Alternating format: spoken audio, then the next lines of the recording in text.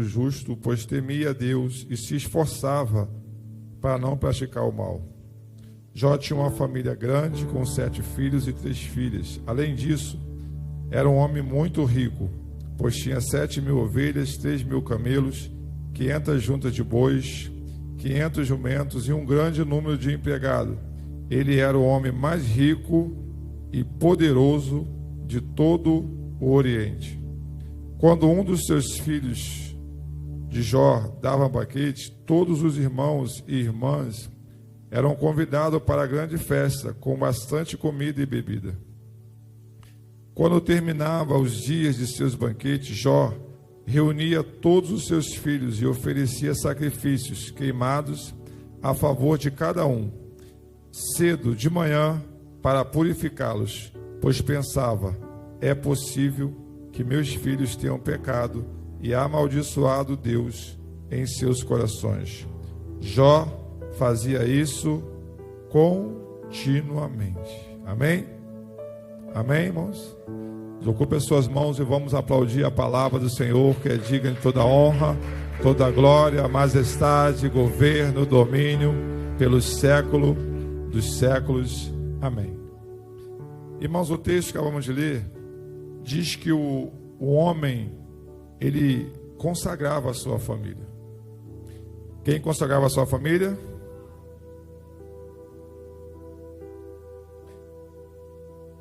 Irmãos, a palavra do Senhor, ela nos constrange, ela nos fere, ela nos dá uma direção. Pastor, mas nos dias de hoje, geralmente os homens estão trabalhando. Deus não está preocupado com isso. Deus está preocupado que os homens deveriam estar hoje consagrando as suas famílias. Por quê, pastor? O que isso aconteceu? Quanto tempo essa história de Jó tem? Você crê mesmo no que a Bíblia diz é verdade? Diz o texto, irmãos, em Lucas capítulo 13, se não me falha a memória, que Jesus agora ele vai estar no sábado dentro de uma sinagoga. Que dia? Dentro da onde? Da igreja. Era costume dos hebreus, o sábado, eles consagrarem ao Senhor. Por quê? Porque eles não tinham mais nada para fazer, a não ser adorar a Deus. Nos dias de hoje é o contrário, eles têm tudo para fazer, menos adorar o Senhor. Eu quero abençoar você que abriu mão do seu trabalho, que abriu mão de ganhar dinheiro hoje para estar aqui. Essas pequenas coisas que talvez você acha que não está acontecendo nada, que nem teve valor ou que teve prejuízo, se prepare, porque Deus ele honra essas coisas.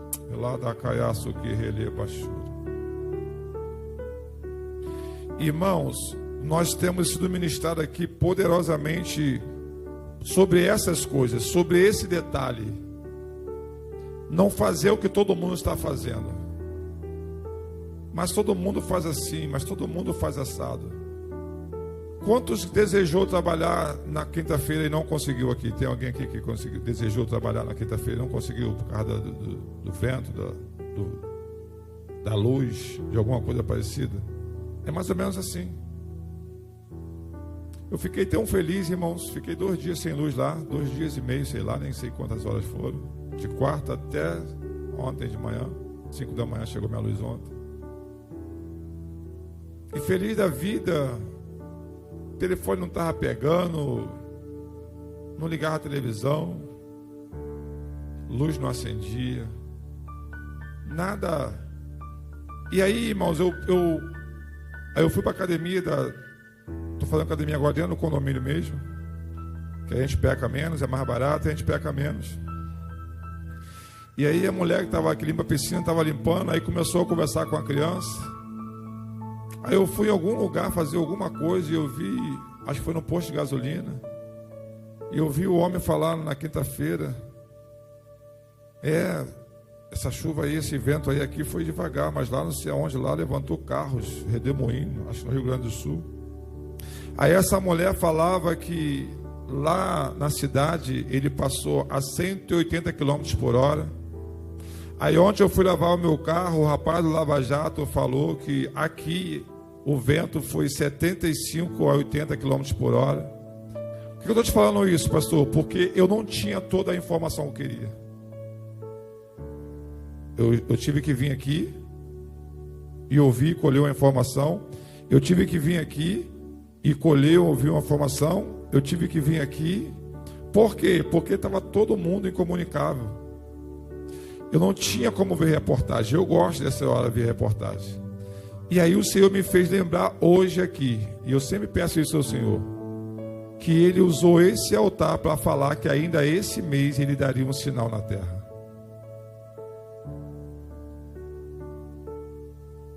Um sinal.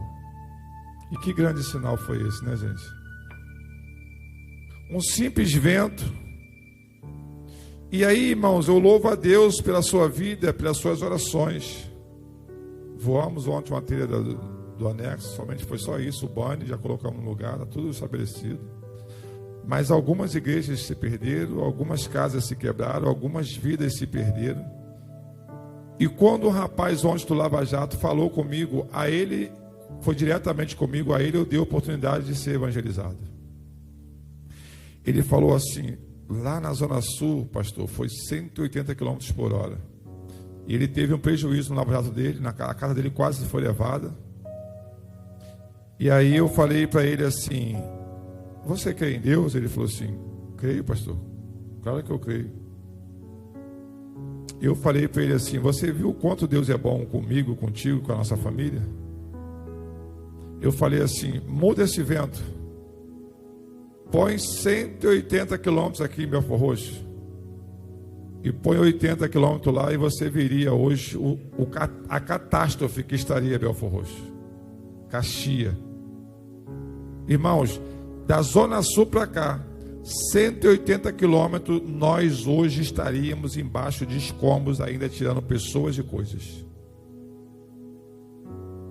Era só mudar. Era só o Deus de Israel que permitiu que lá não sei aonde, lá nos ricos, lá nos poderosos, passasse a 180, e aqui ele diminuiu, aqui ele tirou a intensidade. Oh, aleluia. São detalhes que às vezes a gente não consegue perceber. E por não perceber os pequenos detalhes, como a nossa irmã Sirlene aqui orou, nós deixamos de agradecer o Todo-Poderoso. Nós pecamos, irmãos, e envergonhamos o nome dele. É mais ou menos assim, ele pensando assim, poxa, eu acho que eu deveria ter passado lá 180. Quem sabe eles estariam hoje me agradecendo.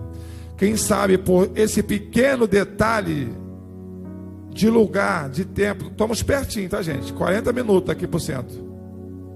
Demora 2 horas por causa do trânsito, mas se a gente for no trânsito comum, a gente não leva meia hora, 40 minutos no centro da cidade. De lá para cá, na força que ele veio, aqui o Senhor tirou a força dele. Aqui o Senhor o diminuiu. Aqui o Senhor permitiu que chegasse da forma que chegou, para que eu e você hoje tivéssemos uma casa ainda para morar. Irmão, nossas casas não têm estrutura para aguentar um vento de 180 km por hora. Essa mulher que falou do vento a 180, a pessoa que falou dos 70 e pouco a 80 km, eu ando de carro. Eu nunca coloquei 180 km no meu carro, mas já coloquei 80, eu sei que é muito rápido. Já coloquei 120, eu sei que é muito rápido. Você não consegue ver as coisas que estão passando ao seu lado. Lê as coisas, lê as placas. E essa mulher falou que lá no centro da cidade 250 árvores foram arrancadas na raiz. Quantas árvores da sua casa foram arrancadas? Você falou obrigado, Jesus? A Bíblia nos ensina a valorizar as pequenas coisas, os pequenos detalhes. E aqui, irmãos, existem grandes coisas e pequenos detalhes. Qual é a grande coisa aqui? Um homem muito rico. A Bíblia diz que era o homem mais poderoso de todo o Oriente. O que eu vejo esse homem aqui abrir mão? Você que abriu mão hoje de alguma coisa do seu sono, do seu cansaço, dos seus afazeres. O que esse homem abriu mão? Do seu orgulho, da sua soberba, da sua altivez. Vê para mim se está acontecendo alguma coisa no anexo aí. Tem gente aí no anexo aí? Está acontecendo alguma coisa aí, gente? Me ajuda aí. Estão limpando as crianças? A Elisa também? Vê se tem mais alguém lá fora da Daniela, por favor. Pede para entrar para o tempo. A consagração é aqui. Não pede para essa pessoa perder essa oportunidade, não. Ela vai dar mole, tadinha. Esse camarada aqui, irmãos, ele poderia mandar alguém fazer. Olha só, amanhã eu quero que vocês sacrifiquem 50 mil, 30 mil, quanto ele quisesse. Mas o que me chama a atenção aqui, eu quero ler 3 personagens, 3 homens, tá bom? 3 personagens da Bíblia que decidiram, 2 consagrar ao Senhor e um não consagrou a sua família e foi dizimada. A Bíblia diz que Jó agora, irmãos, ele vai se levantar, que hora? De madrugada. Homens, não perca a oportunidade de consagrar a sua casa e a sua família. Não abra mão. Já percebeu que é uma guerra para orar? É uma guerra para ler a Bíblia? É uma guerra para tudo, irmãos. Tudo aquilo que é santo, que é poderoso, já vai fazer guerra contra mim, contra a sua vida. A pergunta que não quer calar: veio um vento forte aqui na casa do filho de Jó. Meu Deus. Talvez um vento mais forte do que o nosso. Diz o texto que derrubou a sua casa e todos os seus filhos foram mortos. Pastor, então, para que consagrar a Deus? O problema, irmãos, não é os filhos de Jó morrerem. Que isso, pastor? Porque todos nós vamos morrer, amém, irmãos? Só não sabemos o dia e a hora e nem como. Já enterrei bebê da minha família recém-nascido, caixão cabedê na minha mão. Já enterrei idosos da minha família. Já enterrei meia idade da minha família. Não tem idade, não tem como. Só tem um livro da vida que quando ele fecha lá em cima acabou. E nós deveríamos nos preparar para isso. O problema aqui, irmãos, da consagração, a maravilha, a graça, o poder, não é os filhos de Jó ter sido morto. É o que o diabo vai falar para Deus antes dos filhos de Jó morrerem. Ele fala assim, ó: o Senhor tem guardado e protegido tudo que ele tem e eu não consigo tocar em nada do que é dele. Você pode aplaudir o Senhor por essa palavra?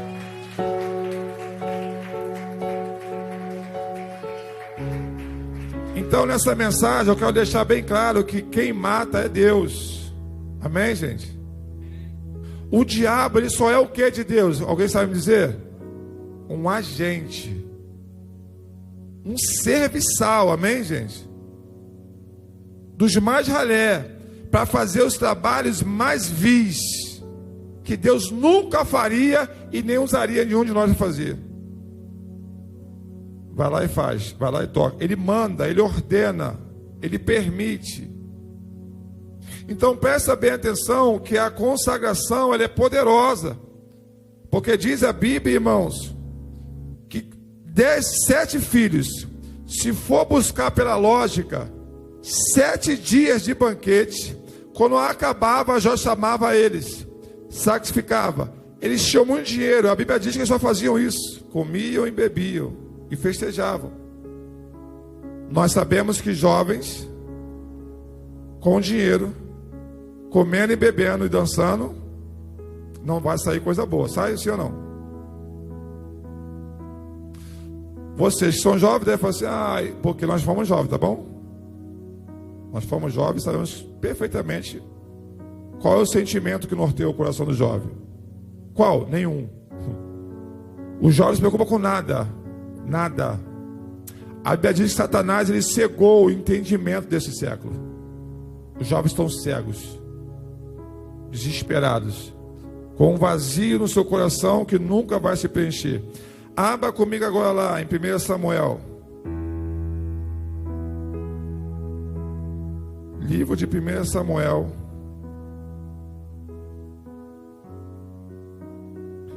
Do versículo 1 até o versículo 11.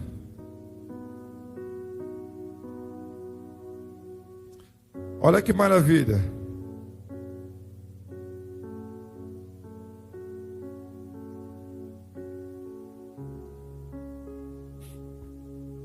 Havia um homem chamado Eucana que vivia em Ramá, na região de Zuf, na região montanhosa de Efraim. Era filho de Jeroão, filho de Eliú, filho de Tou, filho de Zuf, da tribo de Efraim. Eucana tinha 2 esposas. Quantas esposas? Se ter uma esposa é ter problema, imagine 2. Eu não reprei essa oportunidade, né, gente?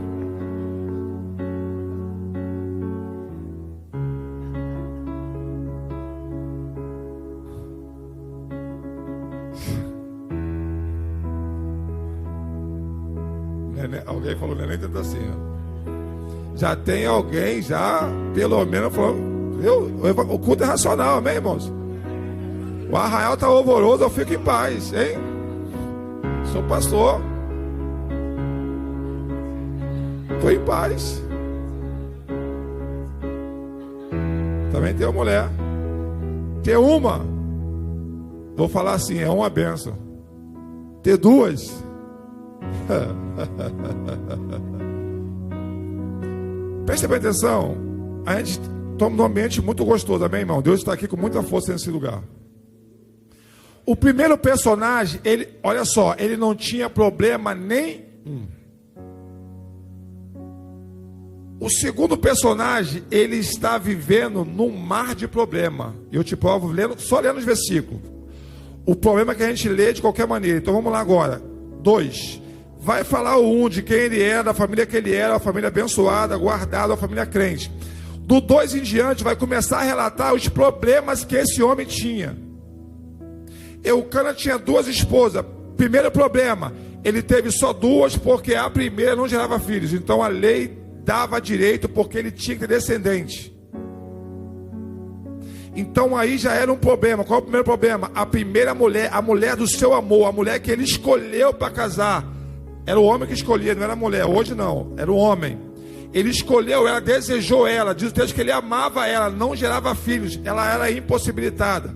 Ela tinha um problema físico, ela tinha um problema de saúde. E isso já era o primeiro problema. O segundo, ele tem que arrumar uma mulher que não amava para gerar filhos para ele. Arrumou. Agora diz o texto, presta bem atenção. E a segunda, Penina. Penina tinha filhos e Ana, porém, não tinha. Verso 3. Todos os anos Eucana subia na cidade de Siló para fazer o quê? Para sacrificar, para adorar, para consagrar toda a sua família. Diz o texto que nesse tempo os sacerdotes lá eram Ofni e Finés, 2 filhos de Eli. Olha a complicação que esse homem viveu. A mulher que ele escolheu não tinha filhos. A segunda mulher que deu filhos foi um inferno, um demônio na vida dele. E o templo, a casa, a consagração, o lugar de consagração estava totalmente contaminado pelos demônios. E o que é que me chama a atenção nas 2 passagens? É que ambos decidiram consagrar a sua família. Então aqui eu aprendo, irmãos, que não há pastor hoje, por exemplo. Certamente alguém vai falar assim, eu não vim porque, eu não fui porque, eu não vou porque. Deus está falando assim, não tem motivo, não tem desculpa. Não temos desculpa. Ambas as passagens, um era milionário, irmãos, o homem mais... Irmão, eu fico viajando. Porque hoje, irmãos, alguns homens aí que acham que tem dinheiro, irmãos, presta atenção, a Bíblia diz que Jó era o homem mais rico da terra, gente. E o que a Bíblia diz? A riqueza, poder. A riqueza está o quê? Poder, o homem mais poderoso. E mesmo assim ele acordava de madrugada para consagrar a sua família. Que coisa linda. Agora eu vejo um homem, irmãos, com não tanta posse assim. Eu vejo um homem agora sofrendo, irmãos, com a sua mulher, com a saúde de uma mulher, com uma outra mulher que eu irritava. Eu vou te mostrar a que ponto chegou essa casa. Verso 4. Quando Eucana apresentava seu sacrifício das porções da carne da sua esposa Penina, quando Eucana apresentava seu sacrifício, dava porções de carne à sua esposa Penina e a cada um dos seus filhos dela. Ana, porém, dava uma porção especial, porque a amava, apesar de o Senhor não lhe ter dado filhos. E a sua rival a provocava, zombando dela, porque o Senhor não tinha dado filhos. Verso 7. Todos os anos era a mesma coisa. Que coisa? Penina provocava Ana quando iam à casa do Senhor. Olha que culto que era abençoado esse culto. Olha o que esse homem vivia. Relado a caiaço que relia baixura. E nós, por qualquer coisa, largamos Jesus, largamos a igreja, deixamos de vir. Não cultuamos. Eu estou chateado, estou triste. Esse homem aqui subia feliz, sim ou não, gente? Ele, olha só, motivos para não subir feliz ele tinha. A mulher que ele amava não dava filho. A mulher que ele arrumou era um demônio. O culto que estava sendo apresentado lá estava todo bagunçado, contaminado por Satanás. Mas a Bíblia diz que lá o culto era de ano em ano, não era igual aqui, todos os dias. De ano em ano, ele nunca faltou um culto. Agora eu vou te fazer uma pergunta, eu sei que talvez você não saiba a resposta. Mas é uma pergunta assim, que eu preciso te fazer, porque assim o Senhor me fez. Vocês sabem a distância que era de Ramá até Siló, aproximadamente? Alguém chuta aí? São quilômetros, alguém chuta aí? Quantos quilômetros são? Passaram perto. De 14 a 20 quilômetros. Quando a Bíblia não dá exatidão, você pode ficar tanto com o maior, tanto com o menor. Tu só não pode afirmar nada que a Bíblia afirma, senão você está colocando alguma coisa ou tirando, e aí as pragas vêm sobre a sua vida. Então eu vou ficar com 20 quilômetros. A Bíblia me dá base para isso. 20 quilômetros andando do lado de uma família com crianças, com poucos recursos e com a mulher zombando da outra. Olha o que aconteceu com essa mulher. Verso número 8. Ana, por que chora? Perguntava Eucana a seu marido. Por que não come? Por que está tão triste?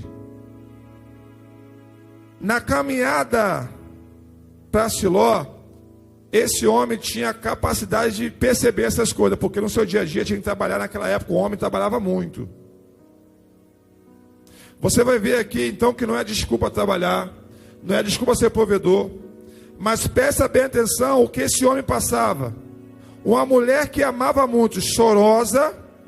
Se você está na NVI aí, você vai ver porque você está amargurada.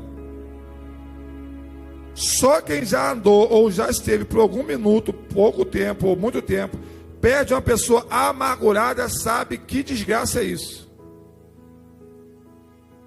Essa amargura aqui é depressão. Foi falado aqui nas orações, eu estava aqui desde cedo. Não dá vontade de sair de casa, quarto escuro, não quer fazer nada, não quer pentear cabelo, não quer se arrumar, não quer fazer nada. Eucana tinha uma casa assim, uma mulher que em vez de se alegrar porque ter filho, ela irritava a outra, aí a outra, por sair irritada agora, não dava o seu amor para o seu marido, era triste, não comia, Ana não comia, Ana definhava. O que diz aqui o texto, pastor? Mas ambos os homens faziam o quê? Todo ano, ou sempre que podia? Consagrava o Senhor, a sua família. Ambas as passagens, vocês sabem o resultado. O primeiro, Deus foi quem quis matar aquelas meninas e aqueles meninos. Deus faz isso, pastor? Você crê mesmo no que a Bíblia diz, é verdade? Abre comigo aí, no capítulo 2 de Ana.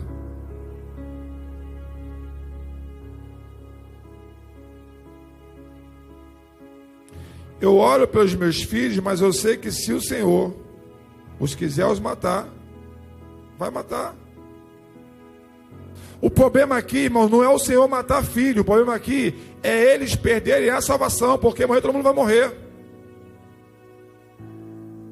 Então eu quero te abençoar aqui, mãe, pai, está consagrando seus filhos, estão desviados. Ei, não ora para Deus trazê-los para a presença do Senhor, ou para a igreja, ora para Deus salvá-los. A oração da gente tem que ser: Deus, salva os meus filhos, salva os meus filhos. Porque quantos filhos que na Bíblia morreram, irmãos, mas foram salvos. O problema não é morrer, é ser salvo. Aí, irmãos, quando morre, nós desviamos do evangelho, largamos Jesus, criticamos a Deus. Ele falou assim: ei, mas você orou para me salvar, eu não sou para me salvar.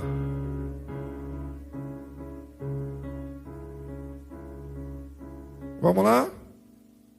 2 Samuel, versículo de número 6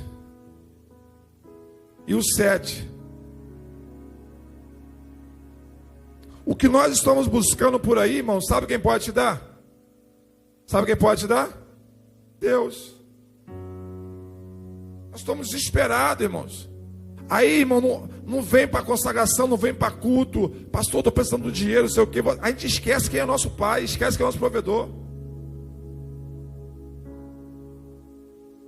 Minha esposa falou algo comigo ontem. Ela falou assim: meu filho, mas como é que vai ser amanhã? Eu falei: amanhã? Eu falei: amanhã, filha. Amanhã Deus vai bradar. Por quê? Porque Ele é meu pai. Eu não posso contar a história que é, nem como a gente estava vivendo. Você fala assim: pastor, você falei, crendo que hoje Ele é meu pai, irmãos. Hoje é outro dia.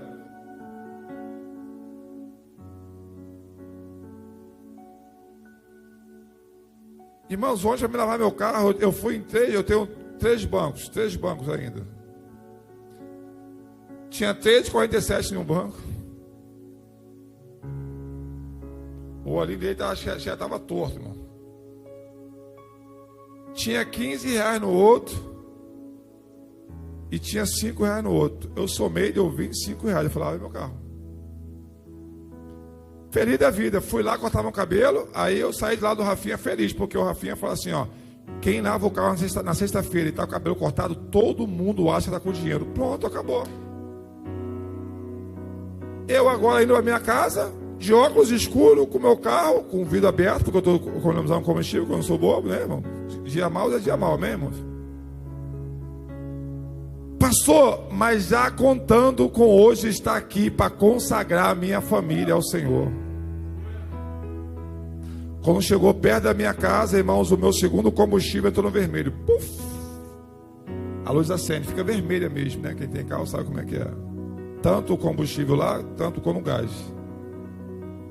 Pastor, e aí, pastor? E aí a gente ainda vai socorrer uma família de crentes, passando um momento pior do que o nosso.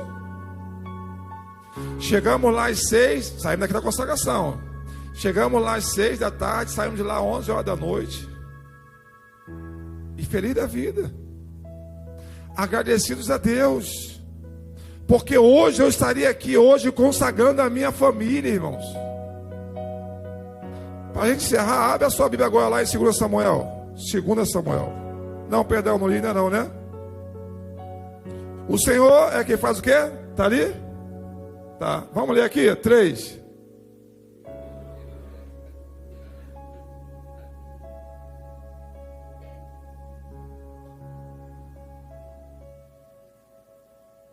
O 7.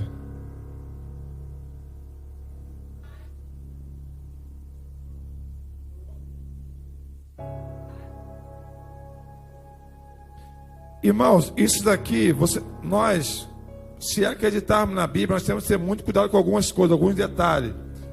Ó, é Ele quem faz com que alguns fiquem pobres e outros ricos. Ele abate uns e exalta outros. Eu costumo dizer para algumas pessoas que toda atitude sua aqui na terra manda-se uma informação para o céu, amém? Então cuidado com o seu coraçãozinho, com a sua soberba, com o seu jeito de pensar, de falar, de agir com as pessoas, porque lá do céu ele pode te abater, paf, e alguns humildes, simples, ele pode levantar, exaltar, de tal forma que a pessoa fala assim: como é que pode? Quando a gente conhece a Bíblia, irmãos, é Ele quem tira a vida, é Ele quem dá. Lá na primeira consagração, o diabo queria tocar nos filhos de Jó há muitos anos. Ele vai falar isso. Deus falou para assim: vê meu filho Jó? Ele falou assim: claro que eu vejo. Só que o Senhor tem colocado uma cerca. Através de quem essa cerca cresceu? Através de quem? Homem, mulher, jovem, consagre a sua vida. e deixa que Deus faz o resto por você. É o Senhor quem tirou a vida dos filhos de Jó. Pode tocar em tudo que é dele. Pode tirar tudo que é dele, só não toca nele. A pergunta que não quer calar, irmãos, o diabo tocou em tudo. Tocou em Jó, sim ou não? Sim ou não? Porque o diabo não pode, irmãos. Ele é um agente do Senhor. A gente tem muito medo do diabo, irmão, e fica falando. Ai, a gente tem muito medo do diabo, irmãos, e não tem temor a Deus. Está tudo errado. Nós tínhamos que não temer o diabo, irmãos, e amar o Senhor e temer a Deus. Sujeitai, pois, a Deus. E fazer o que com o diabo? Temer a Ele, a Bíblia diz, sim ou não? Sujeitai, pois, a Deus, honrai a Deus, amai a Deus. E o diabo? Enfrenta. E ele vai fugir de você, olha só. Aí quem não teme a Deus, corre do diabo, perde para o diabo, é humilhado pelo diabo. Eu tenho constatado isso, eu e minha esposa, todos os dias, com pessoas, com vidas. 2 Samuel, capítulo 12. E aqui eu encerro.